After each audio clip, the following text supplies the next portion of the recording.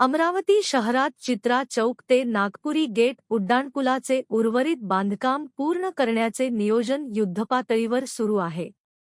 दिनांक 18 फेब्रुवारी ते 4 मार्च 2026 पर्यंत चित्रा चौक ते नागपुरी गेट मार्गावरील वाहतूक पहिल्या टप्प्यात 15 दिवस बंद ठेवल्या जाईल. वाहतूक नियमांमध्ये त्यामुळे बदल करण्यात आले आहेत. अमरावती पोलीस आयुक्तालय स्थित पोलीस उपायुक्त रमेश धुमाळ यांनी अधिसूचना जारी केली आहे. सर्व वाहनांना वाहतुकीसाठी बंद करण्यात येणारे मार्ग बंद केल्याने टांगा पडाव ते नागपुरी गेट चौकापर्यंत सर्व प्रकारची वाहने व पादचाऱ्यांना प्रवेश बंदी राहील. चित्रा चौक ते नागपुरी गेट मार्गावर जड व हलके मालवाहू वाहने, बसेस त्यामुळे धावू शकणार नाहीत.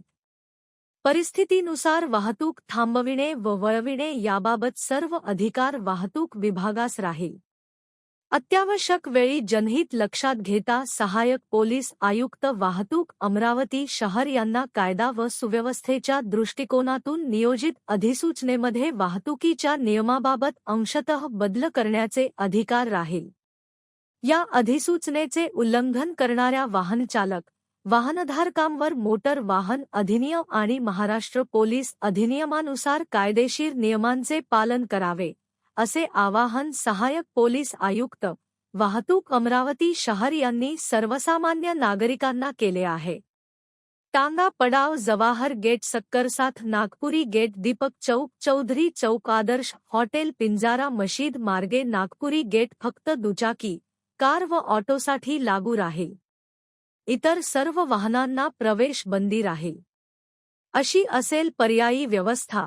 यासंदर्भात पूरक विस्तृत माहिती देताना सहाय्यक पोलीस आयुक्त, वाहतूक अमरावती शहर संजय खताळे यांनी सांगितले की अमरावती शहरामध्ये नागपुरी गेट ते चित्रा चौक अशा उड्डाणपुलाचं काम चालू आहे.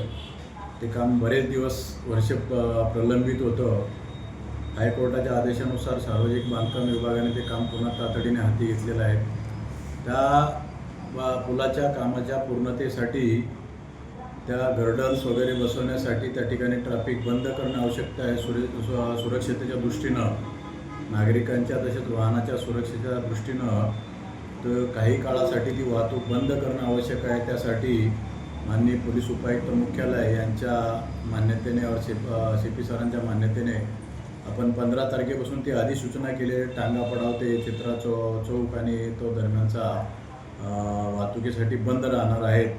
त्या दरम्यान ते काम टप्प्याटप्प्याने करणार आहेत.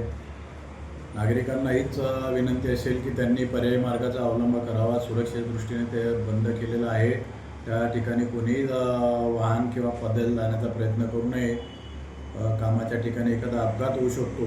नागरिकांनी आपली सुरक्षा आणि लक्षात घेऊन पर्यायी मार्गाचा अवलंब करणे आवश्यक आहे.